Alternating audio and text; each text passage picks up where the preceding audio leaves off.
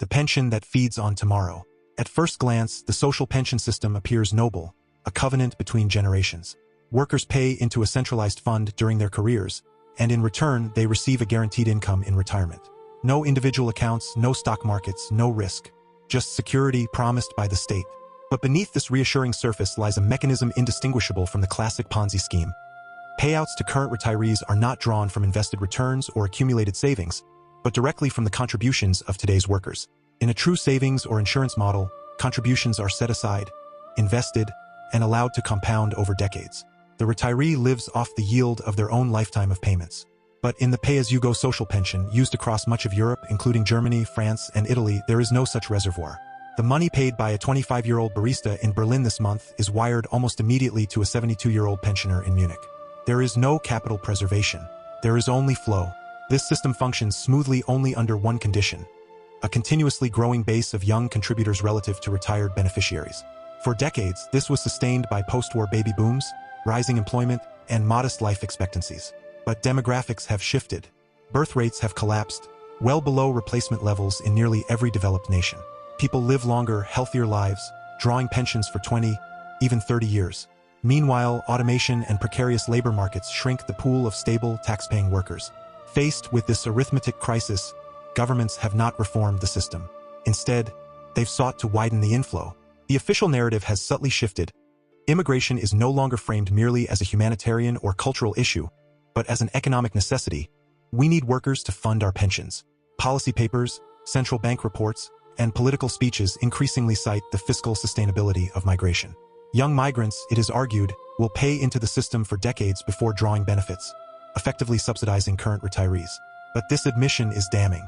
If a pension system requires an ever-increasing number of new contributors, new investors, just to meet its existing obligations, then by definition, it is not a pension system at all. It is a transfer scheme masquerading as social insurance. And like any Ponzi structure, it depends on perpetual expansion. Once the inflow slows, a result of integration challenges, labor market saturation, or political backlash, the math collapses. Worse, the burden falls disproportionately on the very generation expected to keep the machine running. Young native-born citizens face soaring taxes disguised as social contributions, even as real wages stagnate. Housing costs devour half their income. Starting a family becomes a financial impossibility. Yet they are told, bear this weight because without you, and without more people like you, the elderly will suffer. But the cruelty runs deeper. These young workers are not being asked to support their parents out of familial duty. They are being conscripted into an intergenerational wealth transfer engineered by a state that promised security it never funded. And now, to delay the reckoning, entire societies are being re-engineered, not to enrich the newcomers, but to feed a system that was insolvent from the start. The real Ponzi isn't hidden in a backroom brokerage. It's printed on every payslip, enshrined in law and sold as solidarity. And its collapse won't be a scandal. It will be a slow-motion social implosion, where the young no longer believe in the future because the contract was always a fiction. The human cost of a mathematical lie. The Ponzi nature of the social pension system isn't just a fiscal flaw, it's a moral catastrophe disguised as social progress. When a society admits it needs an endless stream of new workers, not for innovation, not for cultural vitality, but simply to keep paying checks to retirees, it reveals a profound truth. The system was never sustainable. It was a generational IOU written in ink that fades with time, now propped up by demographic engineering. This reality has corrosive consequences far beyond balance sheets. Consider the young native-born citizen, a 30-year-old nurse, teacher, or technician in Stockholm, Lisbon, or Vienna. She pays nearly half her gross income in taxes and social contributions. Yet after rent, utilities, and basic groceries, little remains. She delays marriage. She postpones children. She lives with roommates into her 30s, not by choice, but by economic necessity. Every policy decision, from urban planning to wage controls, seems calibrated to extract her labor while denying her the stability to build the very family that, in a just system, would one day support her. Meanwhile, the state encourages mass migration not to empower the newcomers primarily, but to extract their labor as fresh fuel for the pension engine. Migrants are welcomed, not always as equals, but as fiscal units. Future taxpayers who will pay in for decades before qualifying for full benefits. Their integration is often secondary to their contribution rate. And when integration fails, when unemployment rises or social tensions flare, the system demands even more arrivals to compensate for the shortfall, perpetuating the cycle. This dynamic breeds quiet resentment.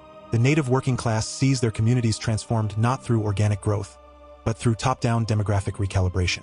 They hear leaders declare that without migration, pensions collapse. A statement that, however technically accurate, feels like betrayal. It implies their children are insufficient. Their culture is expendable. Their future is less important than the financial comfort of the past generation. And what of the migrants themselves?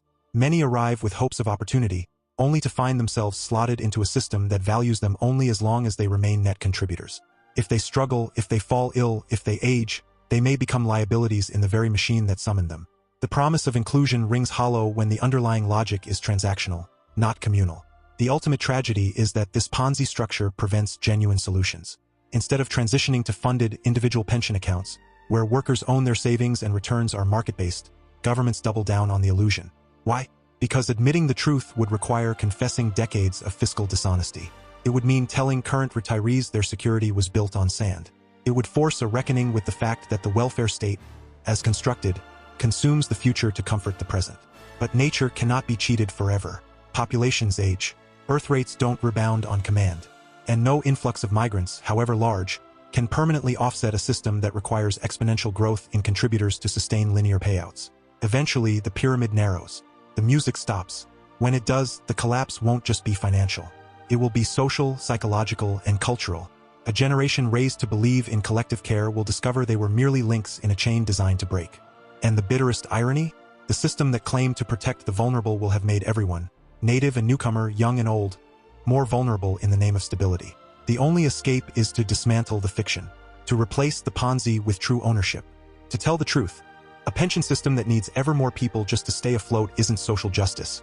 It's intergenerational exploitation wearing a human face.